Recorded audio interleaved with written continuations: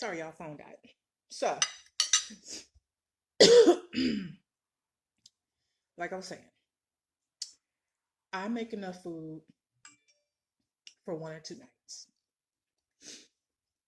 And it's taken me a long time to learn how to cook small because I used to work in the kitchen feeding 15 people every day, 15 to 17, 20 people every day.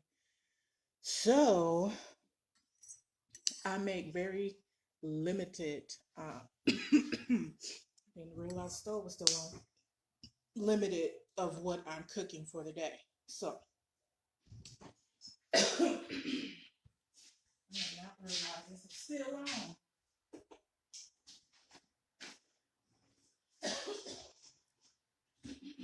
My sinus is bad too.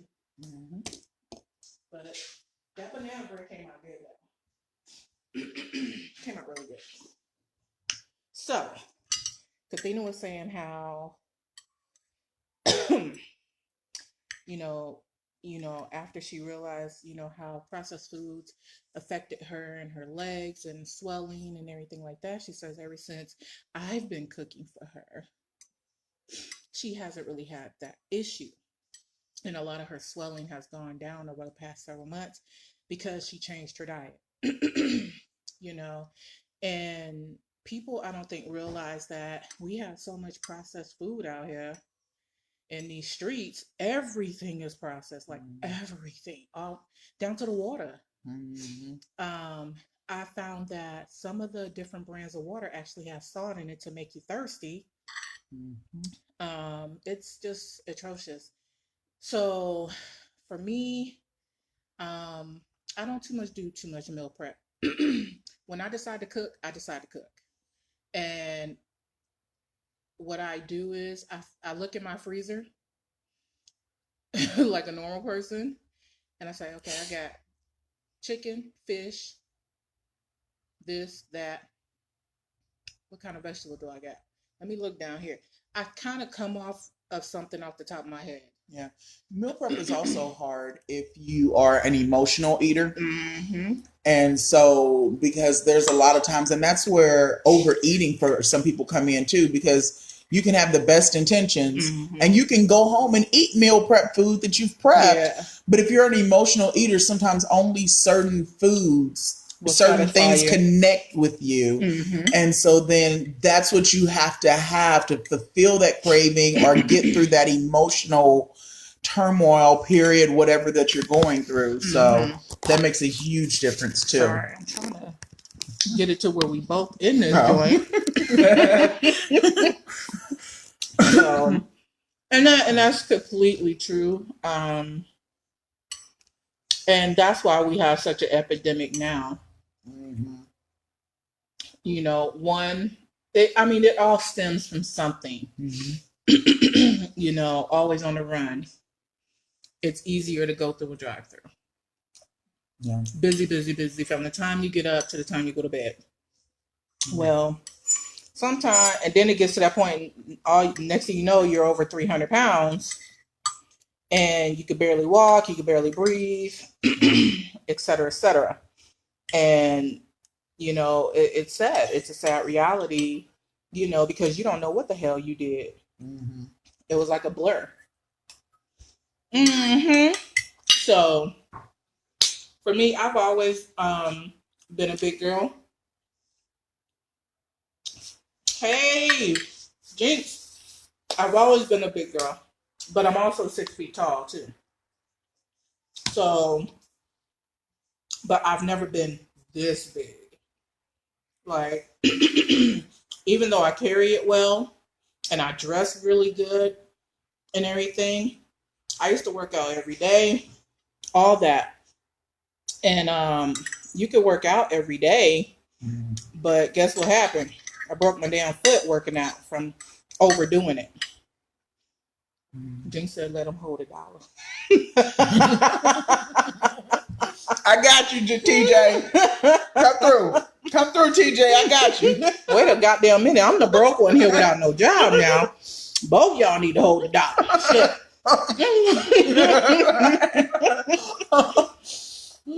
But okay, we're gonna split it, TJ. 50 for you and 50 for her. Oh hell.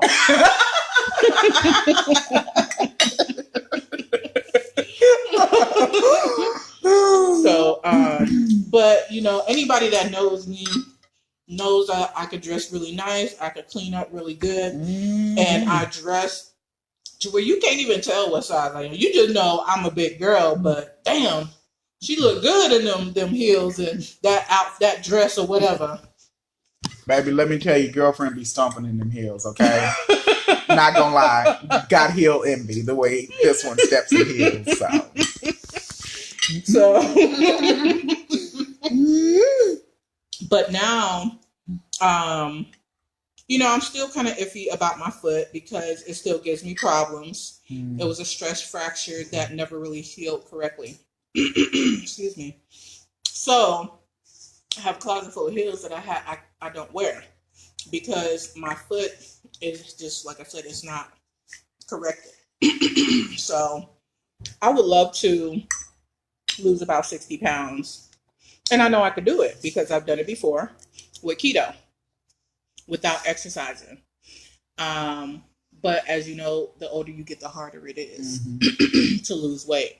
So, and you know, I attribute being single as well to weight gain. You know, a lot of men aren't attracted to big women, and they already have this preconceived notion. Yeah. So a lot of men say, "Oh, you're so pretty," and this and that and the other. You know, I remember back in Anchorage, Alaska, I was at Covenant House, Alaska. I stayed there as a youth. And one of the staff told me, he said, "You would be really cute if you lost weight." Yeah. Oh, there you go. He reprimanded him. And he was like, "Don't you ever." Yeah. Well, and men aren't the only one. Jobs are like that too. Yeah. I've dealt with numerous situations where jobs have done the same thing. I had a supervisor come to me, and I was working at a Christian school, not going to call their name, but he came to me and said, "I need to apologize to you." And I said, "Apologize to me for what?" And he said, "I hired you out of desperation." He said, "But I honestly didn't think you could do this job." He said, "But I have watched you for the last 2 weeks outwork every person on our staff. And most of them," he said, "don't take offense to this, are at least half your size, if not smaller, and a third of your size." And I was just completely floored. One, that he would come to me and admit that to my face. But at the same time, it was a true compliment that, you know what, you've changed my perspective on what a plus size person can do and the services that they could offer. Because I was working with kids every day in an after school program. He wanted us to interact with them, play games, things of that nature. And I did. And the one thing a lot of people get surprised by is how much we do and how far we go on a day-to-day basis. And physically, despite my size, I've always been at the top of my game.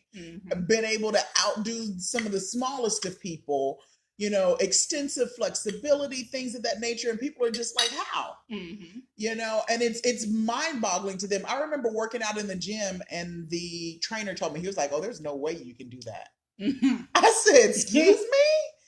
I said, "Really?" I said, "You want to bet?" I said, "I bet." I said, "You tell me what you want to bet." I said, "Because I know me." I said, "You don't know me. You know, big muscle, buff guy, you know, works out every day, you know, probably $185 and got arms that look like he 300 pounds type of thing." And he was like, "There's no way. It's just physically impossible for someone of your..." Okay, I'll show you physically impossible. I will show you physically impossible. So, you know, but that's the society that we live in. Yeah. That's the message that they have put out there. And we've gotten to a point to where some things are starting to change in some areas, but they're getting worse in others. You know, and so finding a job is really hard. In markets, because when you have people that go in that are size 2s and 12s, and then they see you size 22, the common thing that you get is you don't fit the corporate image that we're looking for. Right. And that's their way of saying what they want to say without getting sued. Right. They basically want to tell you you're too fat to work for our company. And then some others are worried about the impact on the health care that they're going to have to pay for if they offer benefits. And so it's this repeating dichotomy, and that puts stress on us as women, as men that are plus size, because then that's where weight gain comes in. We're constantly eating. We're trying to compensate emotionally with food, and it takes a negative toll on us. Right. It's an endless cycle. It really is a battle, and everything, and it's a mental battle. I know for me, when I get stressed out, I don't want to eat. Like, when I lost my job, I literally had to force myself to be in here to cook.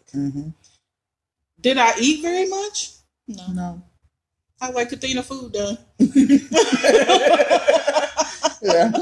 Food done.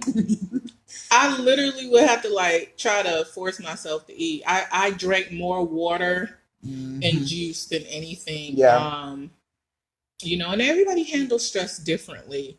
But I think we have forgotten, how big of an impact food is on people's lives on a day-to-day basis, be it emotional, happy, sad, whatever, and it says a lot. So this wasn't the conversation that we were coming on here to talk about. We really were coming on here to talk about food. We really were, I swear. We started about food prep, but when we talked about the emotional side of eating affecting the meal prep, it took a whole nother spin. A whole nother spin. I swear. This is not the route I was aiming for, okay? But it still needs to be talked about because a lot of people deal with it. And you're absolutely right. It does. Food can bring so much happiness to so many people. But if you I don't know if you watch my 600-pound life. I watch that shit faithfully. That's my diet plan, okay? Yes. My 600-pound life is my diet plan. I be like, I'm gonna watch this. I may have a plate in my hand, and I be like, you know what? I don't even want that. I'm good, fam. I'm good. I feel so good. Be like, let me go take Diva for a while. Let me drink this case of water right now. But I watch those people, and the common denominator that I find with them. The reason why they have such a food addiction, a lot of them were molested or neglected as a child. So that shows right there within itself how big of an impact, because it's so easily accessible. It is they say, what is the number one drug? Cigarettes and all that? No. Number one drug is food in the United States. And my 600-pound life proves it, honey. When I tell you I watch them people and I'm like, the other common denominator though that I look at, and people have to be careful who they have in their circle and who says they love them, is because each one of these people have a devoted enabler. They have a devoted enabler, whether it's a mother, a father, a sister, a brother, a boyfriend. They have a devoted enabler that is not willing enough, strong enough to tell them, no, I love you too much to let you eat 6 pounds of bacon every morning. Oh, God. I'm just sick even saying that. I just want to, So now, y'all want some good bacon? They are not paying us for this endorsement, but that slutty vegan bacon that she had, I'm just saying, check it out. Very good stuff. Very good. Slutty vegan was very good bacon substitute. Let me tell you, while I was in Vegas, we went to the Heart Attack Grill, and any of those that watch Food Network and Travel Channel, like it is a religious experience like me. I have seen this restaurant on TV numerous times, and I was like, I want to go there just to experience. Well, again, I am a thickums, so don't judge me. But I went and I got my meal for free. That just kind of gives you a range of where I'm at. So, but I didn't, I just got a single burger and fries and a soda. So if you, I guess I might as well just go and tell you the terms of the contract. So, so if you are $3.50 or above, you get your meal for free. The only thing you pay for is your drink. Okay, so I didn't even pay for that though. So I didn't even pay for the drink. Somebody else paid for my drink. So, but I don't eat pork. Now I may have a piece of bacon every blue moon or something like that, but otherwise I don't eat pork at all. I don't like the smell of like pork chops or that meat smell. I don't like it. Hate it. And it has a weird taste to me. So I don't fool with it. Well, everything is cooked in pork lard at the Heart Attack Grill, yeah. Including the burgers, the fries, all of that. And I was just like, and surprisingly, I really couldn't taste it. Because lard really don't have a taste. Mm-hmm. It really doesn't. No, it doesn't. Lard doesn't have the porkiness flavor. Just like beef tallow doesn't really have the beefy flavor. Like you could tell the difference between the two. But I tell you what, I ate that burger and my legs were already swollen from all the walking and just the food itself with all the they process this stuff, and it was just like, oh. And then I don't drink soda like that. Yeah. Well, I had soda there, and that immediately swelled my legs up. Like I never buy soda at the house, so I don't even buy junk food at the house. As you can tell, I'm a baker. Like I don't, no chips, no none of that here. So, but I mean, I tell you what though, the Heart Attack Grill was a good experience. It was fun. It was, even though I don't really like Vegas, there were aspects that was really cool. I can admit to that. Heart Attack Grill is one of those experiences like, okay, that was fun. You get to watch people get paddled because they didn't finish all their food. And of course, the men loved it because they were the main ones getting paddled. And them girls got some arms on them, okay? So, but that was cool. The Heart Attack Grill, if you're in Vegas, try it out.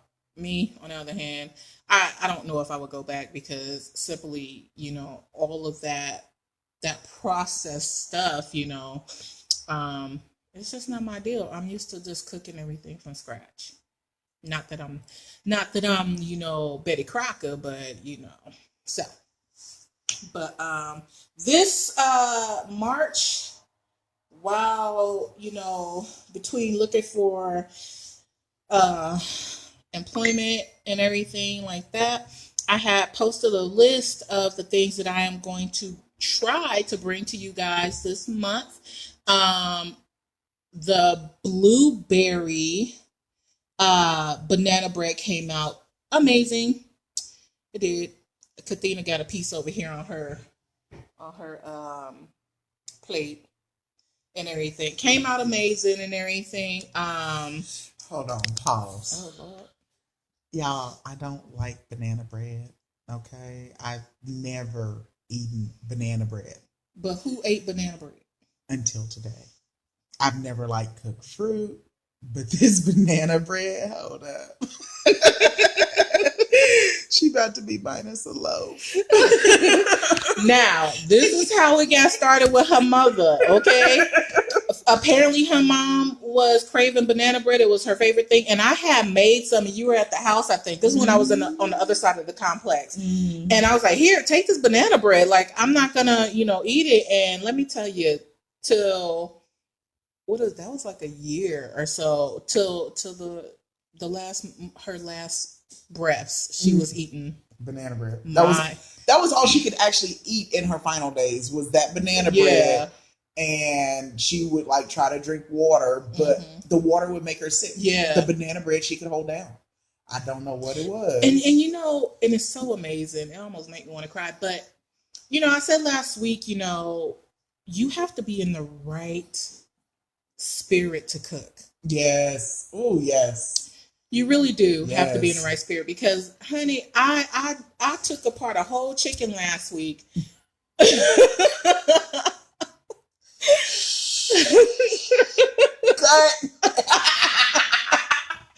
I mean, but it was like, I guess I took it apart because I was angry, you know what I'm saying? And I needed something to do.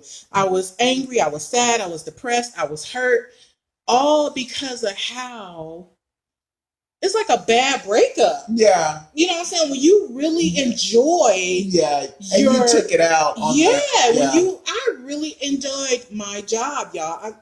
Let me tell you what I did. So last summer I didn't work. I was off the whole summer. I needed that break, right?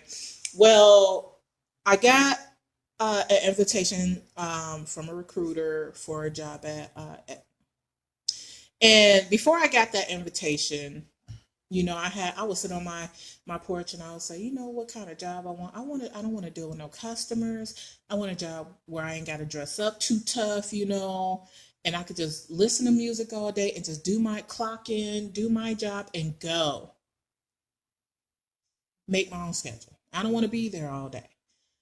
Well, I got that invitation to do that. I started that job in October and I was an associate benefits claim specialist. And I made my own schedule. I chose my hours, 6 a.m. to 2:30.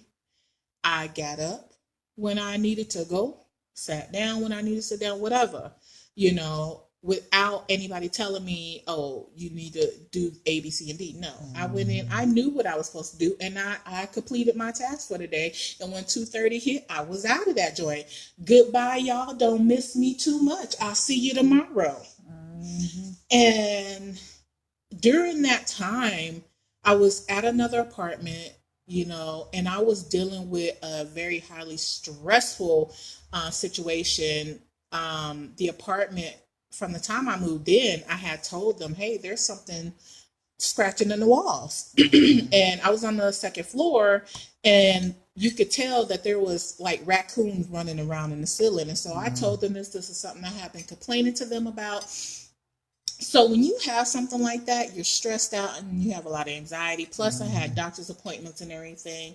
Well, all this stuff, you know, started to add up, you know, where I would be called at work for, you know, from the apartments. Hey, Miss Brown, we have a situation. We need you to come. And I'm like, look, I can't keep taking off for work because y'all got a situation in this apartment that, like, this can't wait till I get off. Right. No, we need you here right now. So there was, I mean, too many times that I had to tell my boss, I gotta go, unfortunately. And that counts against you. No matter how understanding they are, if it looks like you don't want to be at work, they're going to let your ass go. And so finally, when I was given permission to break my lease, I had to hurry up and get in. I came back to my old apartments that I lived at previously. And I got moved in. I had to, you know, get movers, pack everything up. I threw out so much stuff, it was ridiculous. And that Monday morning, after, you know, getting some rest and finally being able to calm down and everything, like the anxiety was so bad that I was having heart palpitations. Like I wasn't sleeping. Like I couldn't breathe half the time. We went to the emergency room. That's how bad it was because I was thinking I was having a damn heart attack because I was constantly clutching my chest. Yeah. And with women, we don't have no straight signs for a heart attack. Yeah, heart disease is women's number one killer. Oh my God. And that's what my dad died from. So you come in, you know, still a little bit, but you didn't get a little bit of rest. You're moved. You're like, great, I'm out of that place. Right. and they tell you, Kat, we gotta let you go. Yeah. That was like a horrible breakup for me. It was the most horrible thing ever because I just spent all this money, everything that I had saved because I'm supposed to have a surgery that I can't have now. And I used that to move. I used that for my deposit. I used that to get the lights transferred and turned on. I used that money for everything that I needed that weekend to get up out of that rat infested house. And when I talk about rats, y'all, I mean rats, not mice. I have pictures and all type of stuff. They finally let me out because I kept telling them, I was like, you need to I'm not moving to another apartment on this complex. You're not raising my rent. I'm not paying 2 months here and there. No. They were giving me the runaround. So to be let go from my job that I really enjoyed and I enjoyed my team, I ain't gonna lie, it's been hard. It's been hard. It's been very difficult because I'm in this house now and I literally, this is what I got. This is everything that I got after moving and everything is this quarter. And you wonder, and people are like, well, how the hell you go to Vegas? I sold some shit. I did. Well, and you had already pre-planned. Yeah, that was a pre-planned trip. Yeah. So it was compensated previously that you couldn't get out of it and get the money right. back. I couldn't get the plane ticket back. I couldn't get none of that money back that I had invested, into that trip. So I had enough money in Vegas to eat. Make sure I survived through the weekend. So and don't get me wrong, I thank God for my brother Jinx. Because before February, me and Jinx ain't really too tough. We part of same club and everything. We see each other when they come in town. Hey, how you doing? We talk in the chat and whatnot. But me and Jinx, we never really cut up like that. Yeah. And for him to contact me after I posted on my regular page, something that I made, and it was like a godsend because he didn't just contact me about doing In Cat's Kitchen. He contacted me and he gave me a word. Yeah, he brought life to them. He brought life to me. Like God said, look, I'm going to send this message through you, brother. Yeah. Because she ain't hearing what I'm trying to tell her. Well, and because you had other people that had talked to you about the same thing previously. And so it's like the seed was planted, but he brought life to the whole thing. Right. So, right. So with Jinx, it's like he knows. It was like there was days he just knew I wasn't myself. And like he would he would call me and he would preach to me, and then he'd be like, "That's my time. I gotta go." And he would hang up. Be like, "I'm gonna leave you with your word. Meditate on that real quick. I'll call you back maybe tomorrow." And I was just like, "Okay." So, the spirit says, "Shut up." Okay, you gotta meditate now. Right? Like he would literally like, "Oh, that's my time. I gotta go." So, and I'm sitting on the phone like, "Okay." But it was what I needed to hear at the time. And, he's really been pushing me and everything because I've been in such a depressive state and a sad state. And shoot, my room is a mess. I got clothes all off the hanger from laundry. Like, I'm just not myself. No, I'm laughing too because it started with meal prep. Oh my God, we done went through the 18 stages of grief here. Oh my God. Oh my God. But you never know. This may help somebody. There may be a reason. Amen. Let it be a blessing. There may be a reason. Lord. But it only, you can hear the same message over and over again. Yes, Diva, I know. You can hear the same message from numerous different people. but they aren't the ones who are meant to relay it to you. Right. And trust me, I came before Vegas. I was like, I almost said, Jeans, fuck this shit. Take that website down. And I don't want to do this shit. I just don't have the mental capacity to do this. And I don't feel like doing this. I don't think it's gonna work. And I can't make any money from this. Like that, you know, like my thought process is like, I need finances now. Right. You know what I'm saying? But he's like, we got this. You got this. Like, this is where you need to be. Now, how many times have I told you that I can't stand working for somebody? I really do truly believe I need to work for myself. Yeah. Every day. Every day. I don't care how much she liked her job. I don't care what she was. Every day. And this is something that I've said for years, you know, like last year, you know, I tried doing a clothing line. I still want to do the clothing line. I want to do a makeup line, you know. But the clothing line that I want to do is more complicated than just putting something out. The makeup line, I still think about that.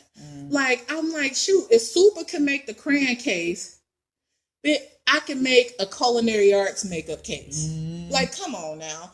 So there's so many options, but like I told Jinx in the beginning, I was like, I have all these ideas. I just don't know how to execute them.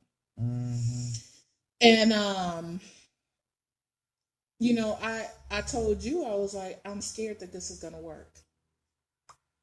I've told him that. I'm scared that this is gonna work.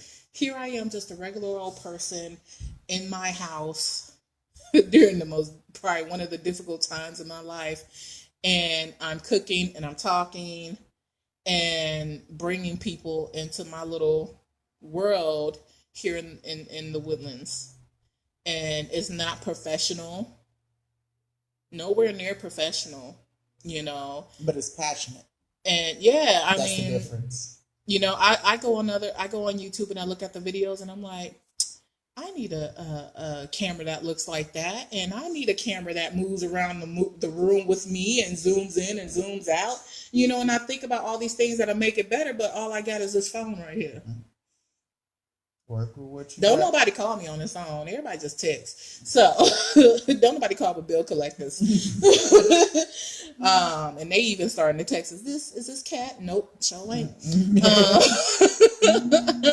But I say all that, you know, because you guys are watching me, and I'm not saying that to be in a pity party. I'm not saying that to get you to feel sorry for me at all. You know, we're all adults. We all have things that happen in our lives.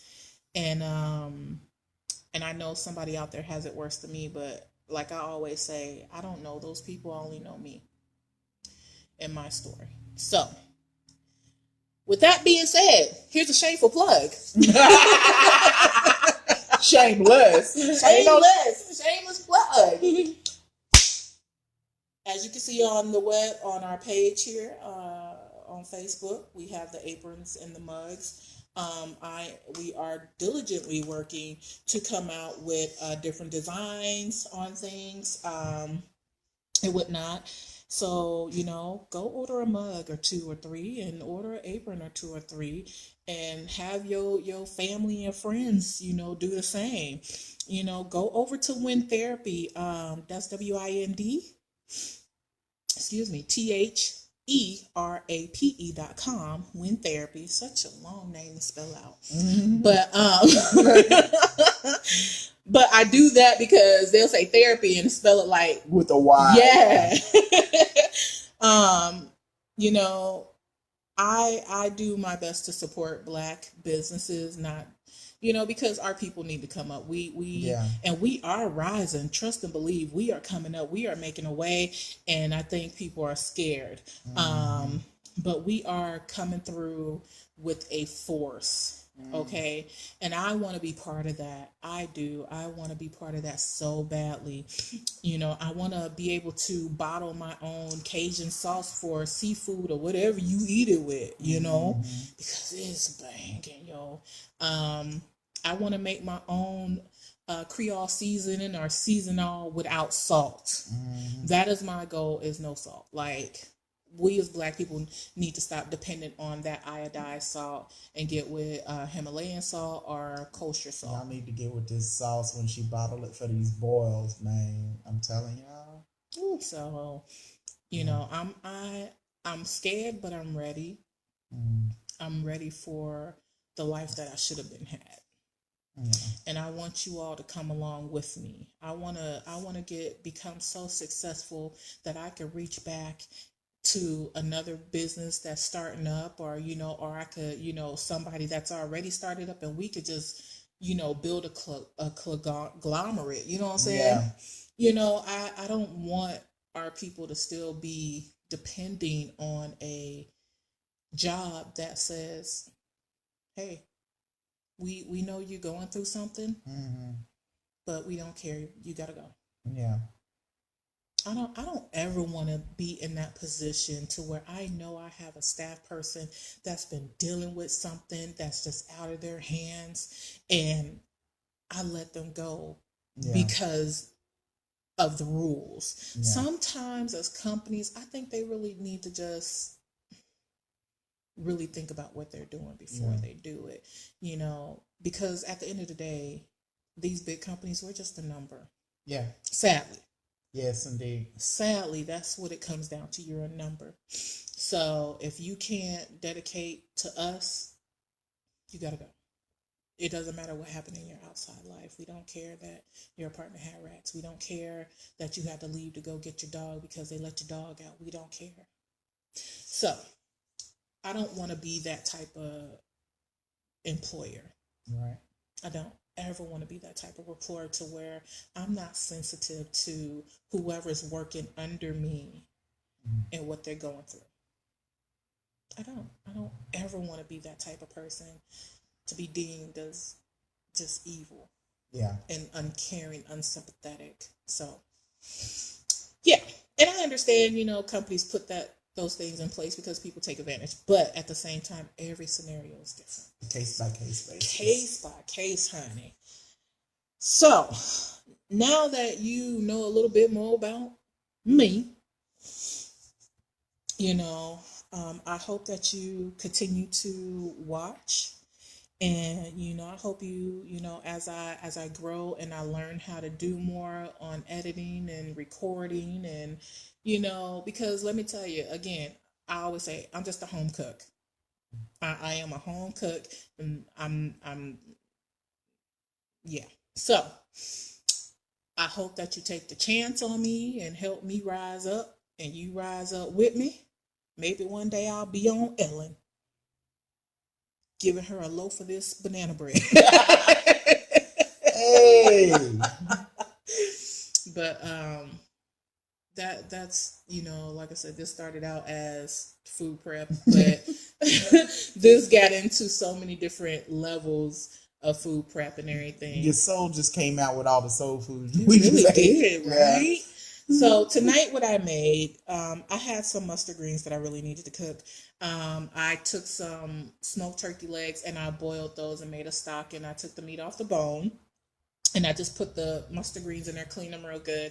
And then I made what's the poor man steak, and poor man steak is basically hamburger meat patties that you cook in the pan and you make onion gravy with. And I made some jalapeno with mozzarella cheese and some other cheese, cornbread and everything, because that's what I like in my cornbread. So there.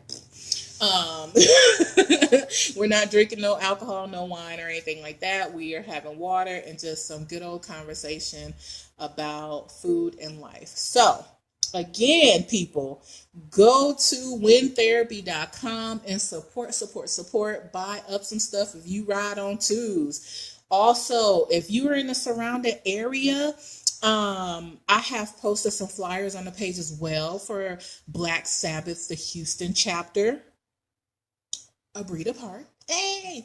The ladies are having a toga party come May 22nd. There, you do have to pay for a band and everything. We are having, I want to say, I want to say the 28th of March. We are having a bike and car wash, maybe some food there, so if you're in the surrounding area and it's a nice day where you're at, get on your twos, come on out and fellowship, and support. Okay. I have those flyers up.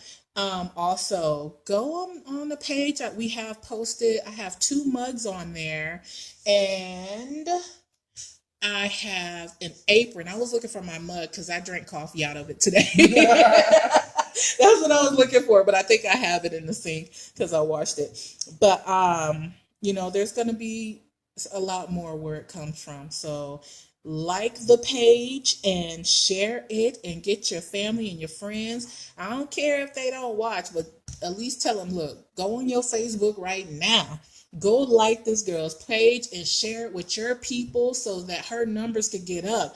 And I am learning how to post on YouTube so that I could get followers over there too. Also, currently, I did open up an Instagram page, so I'm learning how to upload to that too. Because they got some weird rules over there. So help a sister out. Help sister out. Okay. So until next time. Look like I got 3 boobs right there. The way I was sitting. Wait a minute now. Until next time, be a blessing just because. Yeah. Amen. It don't matter what the person's story is. Bless them just because. In the meantime, have a good night and toodles.